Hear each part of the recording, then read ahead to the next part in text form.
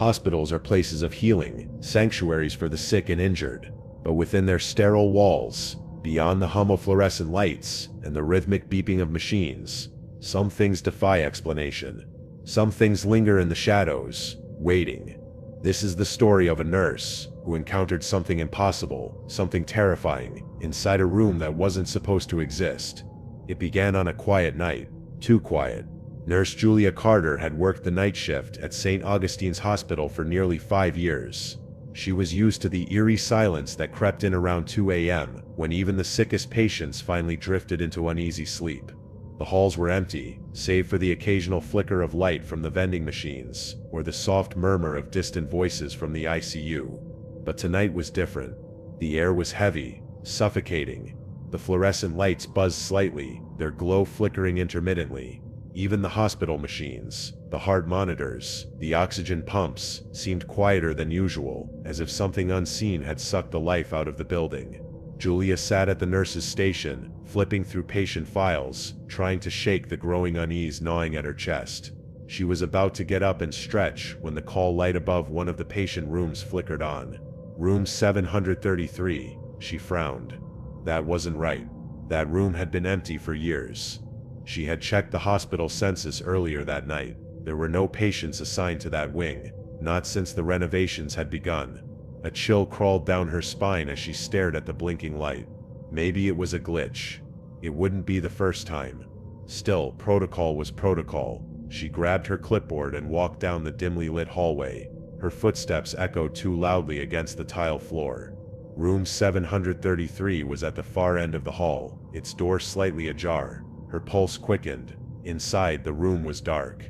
The only illumination came from the small overhead monitor, its screen displaying erratic vital signs, heart rate, blood pressure, oxygen levels. And lying in the hospital bed was a patient, an elderly man, gaunt and pale, with deep hollows beneath his eyes.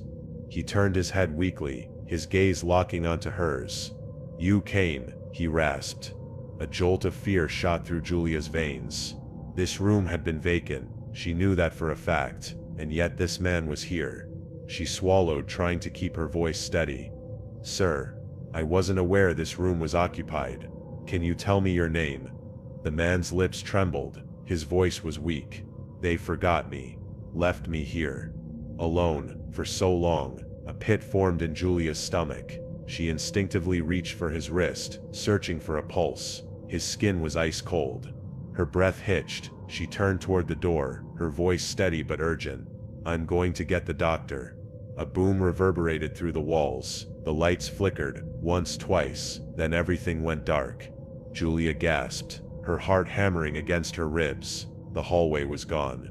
No nurse's station, no patient rooms, just an endless corridor stretching into a void of darkness. A suffocating silence pressed in around her. She turned back toward room 733, but it was empty. The bed was neatly made. The monitor was powered off. The scent of antiseptic had vanished. The patient was gone. She stepped backward, her breath coming in short gasps. This wasn't possible. She had just touched him. She had spoken to him. A distant sound echoed down the hall. Footsteps, soft, unhurried. Julia's mouth went dry. She wasn't alone. A whisper, ragged and wet, brushed against her ear. "You should have left when you had the chance." The lights blazed back on, and Julia found herself standing in front of a completely sealed wall. Where room 733 had been, there was now nothing but smooth white plaster. She stumbled backward, gasping. Had she hallucinated? No. No. She had seen him. She had spoken to him. Frantically, she rushed to the nurse's station, searching the hospital records for any mention of room 733. Nothing. No patient assigned.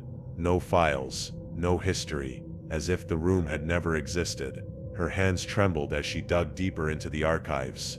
And then, buried beneath decades of old paperwork, she found an incident report. Date April 17, 1973. Her blood turned to ice. Patient John Alfred, male, 72 years old, admitted for cardiac arrest. Last seen in room 733 at approximately 2:13 a.m. When staff responded to his call light, the room was found completely vacant. No trace of the patient was ever found. The room was permanently closed thereafter. Julia's hands clenched the paper so hard it crumpled in her grasp. That was 50 years ago, and the time she had entered room 733 tonight, 2:13 a.m. A deep suffocating dread settled over her. John Alfred had been calling for help for 5 decades, trapped in a place that shouldn't exist, forgotten by time, and she had seen him, touched him, heard his voice. The next day Julia handed in her resignation. Some hospitals heal, others hold secrets, and some rooms should never be opened again. There are places in this world where time stands still, where the past refuses to be forgotten. What happened to John Alfred? No one knows. But one thing is certain: if you ever see a call light blinking in an empty hospital room, you might want to think twice before answering it. Some places are better left untouched. Some voices should never be answered. This is the chilling true story of a man who ignored the warnings, stepping foot into a farmhouse with a dark past, only to discover that some spirits never rest. Sit back, turn off the lights, and listen closely, because in the silence, you just might hear the whispers from the well. The farmhouse had stood alone for decades, rotting beneath the weight of time. No one had lived there in years, but the townsfolk never forgot. It was the kind of place people avoided, without needing a reason. Something about it, the slant of its roof, the way the broken windows stared like empty eye sockets, felt wrong. Every town had its ghost stories, and this one had plenty. Some claimed they had heard whispers floating through the fields at night. Others swore they had seen shadows move behind the cracked windows, even though no one had lived there since the Jacobs family had vanished. They said it all started with the well, but no one dared to go near it. No one, except Michael Grant. Michael had never believed in ghost stories. He was a contractor, a man of logic and numbers. He didn't have time for nonsense about hauntings and curses, so when he was hired to inspect the old Jacobs farmhouse, he didn't hesitate. The new owners wanted to tear it down, build something new in its place. It was just another job, nothing more. The house was exactly what he expected: rotting floorboards, water-damaged walls, a ceiling that sagged with the weight of neglect. The air was thick with mildew, but beneath it was something else, something foul. Michael wrinkled his nose. Probably dead rats somewhere in the walls. He moved through the house, taking notes, checking for structural damage, and then a whisper. Soft, faint, like breath against his ear. Michael froze, his heart thudding against his ribs. The house was empty. He shook his head, forcing a laugh. Get a grip, Mike. The sound had probably come from outside, the wind pushing through broken window panes. Still, he couldn't shake the unease curling in his gut. He finished his survey of the house quickly, eager to be done. But just as he was about to leave, something caught his eye through the back window.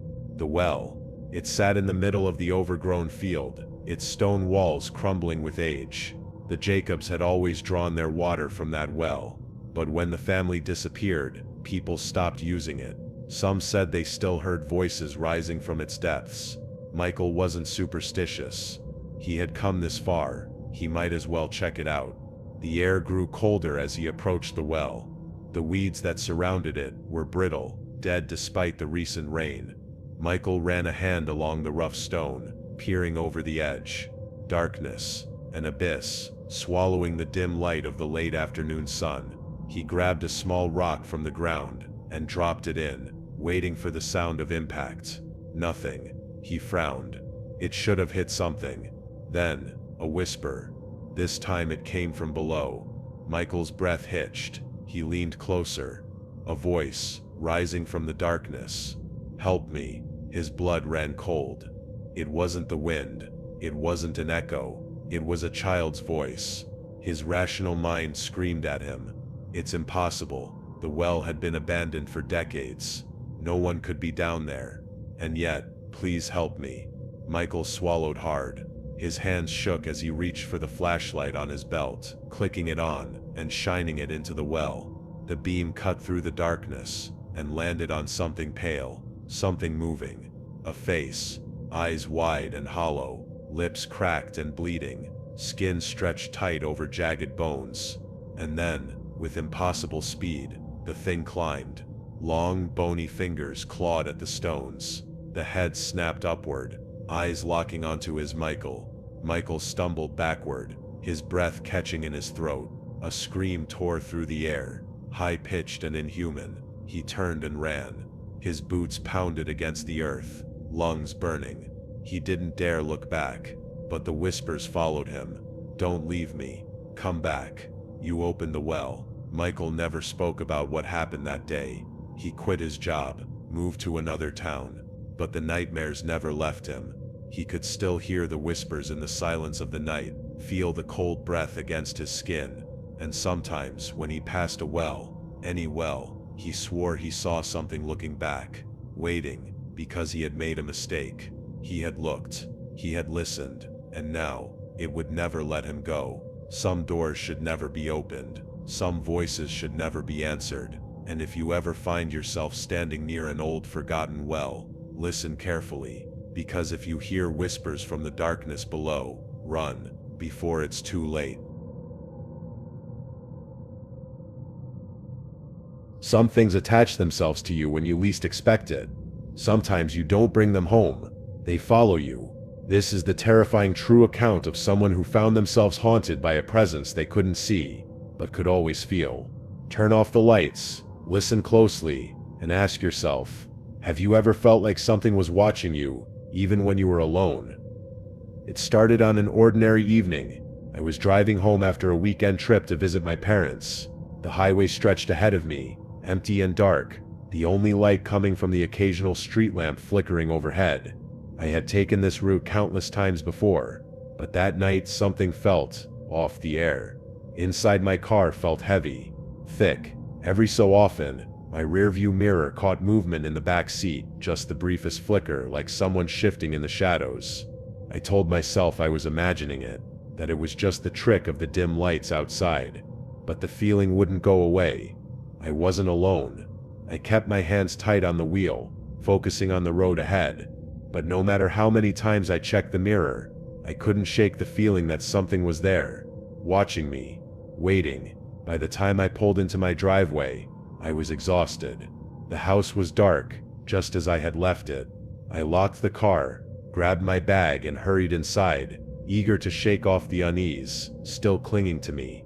But the moment I stepped inside, a cold chill settled over me. The house was silent, too silent. You know that feeling when you walk into a room and just know someone else is there, even when you can't see them. That's how I felt. Every hair on my body stood on end. I turned on the lights, half expecting to see something standing there. Nothing. I shook my head, forcing a laugh. Get it together, you're just tired. I locked the door, double-checked the windows, and told myself it was all in my head. It wasn't. That night, I woke up at 3:12 a.m. I didn't know why at first. There was no noise, no movement, just silence, but I couldn't shake the feeling that something had pulled me from sleep.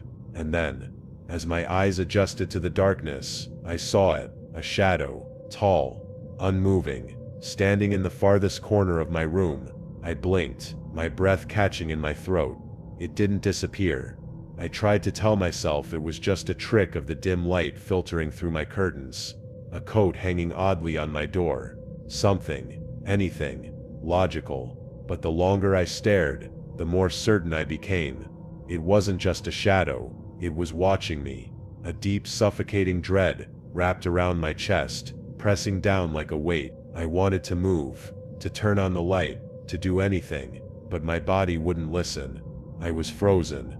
The shadow didn't move. It just stood there, waiting. I don't know how long I lay there, too terrified to blink. At some point, exhaustion must have won, because the next thing I knew, my alarm was blaring, sunlight spilling through my curtains. The corner was empty, but the feeling remained. It had followed me home, and it wasn't leaving. Over the next few nights, the activity escalated. At first, it was just the feeling of being watched, the prickling sensation at the back of my neck, the creeping unease that settled over me whenever I was alone. Then came the whispers, soft, indistinct, right at the edge of hearing. I would be washing dishes, brushing my teeth, working on my laptop, when suddenly I'd hear it. A breath, a voice, my name. I stopped sleeping with the lights off. But that didn't stop the nightmares. Every night, I dreamt of the shadow, standing in the corner, closer, closer. Until one night, it wasn't in the corner anymore. It was standing beside my bed, and I couldn't move. I tried everything. Sage, prayers, music playing at night. Nothing worked. The presence remained. One evening, desperate for answers, I called my mother. I didn't tell her everything, just that I'd been feeling uneasy in my house lately, that maybe something had followed me home. She went silent. Then she said, "You need to stop acknowledging it." I gripped the phone tighter. "What do you mean?" Her voice was firm. "Whatever it is, it wants your attention. You're feeding it. Stop reacting. Ignore it." I wanted to argue. How could I ignore something that was so obviously there? But I listened. That night, when I felt the cold presence settle into my room, I didn't look. When I heard the whisper, my name, spoken so close, it sent a chill down my spine. I didn't move. I clenched my jaw, forced my breathing to stay steady, and refused to acknowledge it. And slowly, the air grew warmer. The whispers faded. The feeling of being watched lessened. Days turned into weeks, and eventually, the presence was gone. But sometimes, late at night, when the house is quiet and the shadows grow long, I still wonder, did I truly get rid of it, or is it just waiting for me to slip, to notice it again? Have you ever felt like someone was watching you, when no one was there? Have you ever glimpsed movement in the corner of your eye, only to turn and find nothing? Be careful, because sometimes, something is there, and once it knows you've seen it, it may never leave. The wilderness is beautiful, but it can also be unforgiving, and sometimes, it holds things that do not belong in this world. This is the terrifying true story of a man who ventured too deep into the woods, only to realize something was waiting for him. If you've ever hiked alone, if you've ever felt like something unseen was following you, then you know, not everything in the forest is meant to be found. It started as a simple hike. Jason had always loved the outdoors. There was something about being alone in the woods, surrounded by nothing but the sounds of nature, that made him feel at peace. That weekend, he had decided to explore a new trail deep in the mountains. It wasn't well marked, but that didn't bother him. He had a map, a flashlight, and plenty of supplies. It was just a day hike. Nothing could go wrong, or so he thought. By the time Jason realized he was lost, the sun had already begun to set. The trail that had once seemed so clear was now gone, swallowed by dense trees and tangled underbrush. His phone had no signal, and as the sky darkened, an unsettling silence settled over the woods. No birds, no rustling leaves, just nothing. Jason's breath came faster. He wasn't panicking, not yet, but he needed to find his way back. He turned in a slow circle, trying to remember which direction he had come from. And that's when he saw it. A cabin, small, old, half hidden between the trees. A wave of relief washed over him. Maybe someone was inside, maybe they had a phone or a radio. But as he got closer, his relief turned to unease. The cabin looked wrong. Its wooden walls were darkened with age, warped from years of exposure. The windows were covered from the inside, as if someone didn't want anyone looking in. And the door was slightly open. Jason hesitated. Every instinct screamed at him to turn around, but the forest was cold, and the darkness was closing in. He needed shelter. Taking a deep breath, he stepped inside. The cabin smelled of rotting wood and damp earth. The air was thick, heavy, as if it hadn't been disturbed in years. Jason shone his flashlight around. There was a single wooden chair, a small table, and an old fireplace, its bricks cracked and crumbling. But something felt off. Then he saw them. Boot prints, fresh, leading from the doorway to the center of the room, but not leading out. A chill crawled up his spine. Someone had been here, recently, and they hadn't left. Jason swallowed hard, stepping backward toward the door. That's when he heard it. A footstep, behind him. The wooden floor creaked. Slow, deliberate. Jason spun around, his flashlight beam cutting through the darkness, but there was no one there. Just the chair, now slightly moved. His heart pounded. He wasn't alone. Something was in here with him. Jason bolted for the door, racing into the woods. The trees loomed tall and endless, their gnarled branches twisting against the sky. He had no idea which way to go. He just knew he had to run. And then, a whisper, right behind him. "You shouldn't have come here." Jason stumbled, nearly falling. It wasn't the wind. It wasn't an echo. The voice was right next to his ear, but there was no one there. He ran until his lungs burned, his legs trembling with exhaustion. Finally, he saw something through the trees, a road, lights, civilization. He staggered toward it, gasping for breath, and collapsed onto the gravel. A passing car stopped. A man rushed out. "Jesus, are you okay?" Jason nodded, barely able to speak. The driver helped him up. "You're lucky, man. There's nothing but forest back there. No trails, no cabins, just trees for miles." Jason froze. "No, I found a cabin," he said, his voice hoarse. "I went inside." The man's expression darkened. "There's no cabin in those woods," he said. "Never has been." Jason turned, looking back toward the dark forest. The trees stood silent, watching, and for the briefest moment, he swore he saw a shadow move between them, waiting. The woods can be a dangerous place. Some people go in, and never come back. And if you ever find a cabin that shouldn't be there, remember this. Some places don't want to be found, and some things don't want you to leave. There's a unique kind of fear that comes with knowing you're being watched.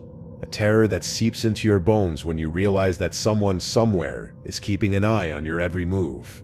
This is the true story of a woman who discovered that sometimes the danger isn't locked outside. Sometimes it's watching from the darkness, waiting for the right moment to strike. Turn off the lights, listen closely, and ask yourself, when was the last time you checked your windows? It started with the feeling. At first, Sarah chalked it up to paranoia. She was new to the city, having moved into a small apartment just a few months prior. Living alone for the first time was an adjustment, and she had always been the type to double-check the locks before bed, just in case. But lately, something felt off. It was subtle at first. A prickle on the back of her neck when she washed dishes at night. The sensation of eyes following her as she moved through the apartment. The overwhelming urge to look over her shoulder, even when she knew she was alone. It was probably just stress. She had started a new job. She was still settling in. She told herself it was nothing, until she noticed the footsteps. Every night, sometime around midnight, she would hear them. Soft, slow, right outside her apartment window. Her unit was on the second floor. At first she tried to rationalize it. Maybe it was the upstairs neighbors. Maybe it was someone walking on the sidewalk below, but the footsteps were too close, too deliberate, and they always stopped right by her bedroom window. She started keeping the blinds shut, but that didn't help. If anything, it made things worse. Because one night, she heard tapping, a single soft knock against the glass. Sarah sat up in bed, heart hammering. The room was dark, her breath caught in her throat. Another knock. She didn't move, didn't breathe. And then, a shadow, a dark silhouette against the blinds. She couldn't see details, only the vague outline of a figure, standing, watching. A sickening wave of fear washed over her. She reached for her phone with trembling fingers and dialed 911. By the time the police arrived, the figure was gone. They searched the property, but found nothing. No footprints, no signs of forced entry. Probably just some kid playing a prank, one officer said, clearly unconcerned. "Keep your windows locked, and call us if it happens again." Sarah wanted to believe that, but deep down she knew. This wasn't a prank, this was a warning. Over the next few weeks, the strange occurrences escalated.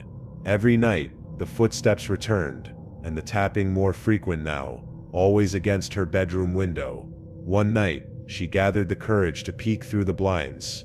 Just a little, just to prove to herself that it was nothing. But what she saw still haunts her to this day. There, standing in the darkness, was a man, his face hidden by shadows, but she could see his eyes, wide, unblinking, fixed directly on her, and in his hand, a knife. Sarah screamed, stumbling backward, her heart nearly exploding from fear. The figure didn't move, didn't flinch, he just stood there, watching. A second later, the lights in a neighboring apartment flicked on, and just like that, the man was gone. Sarah didn't sleep that night. She packed a bag, booked a hotel, and called the police again. They took her statement, but once more, there was no evidence. No footprints, no sign of forced entry, just nothing. Maybe it was a trick of the light, one of the officers suggested. She wanted to scream. She knew what she saw, and he was real. Sarah didn't return to her apartment for days, but when she did, she noticed something she hadn't before. Scratched into the wooden window frame, just below the glass, was a message. 4 words, "See you very soon." She moved out the next morning. Sarah never found out who the man was. She never saw him again, but to this day, she refuses to live in ground floor apartments. She never leaves her blinds open at night, and she always double checks her windows, because some nightmares don't stay in your head. Some nightmares watch you back. Have you ever looked out your window at night and had the eerie feeling that someone was watching you, that something just beyond the glass was waiting? Maybe next time, you should keep the blinds closed, because if you do see something staring back, it might already be too late.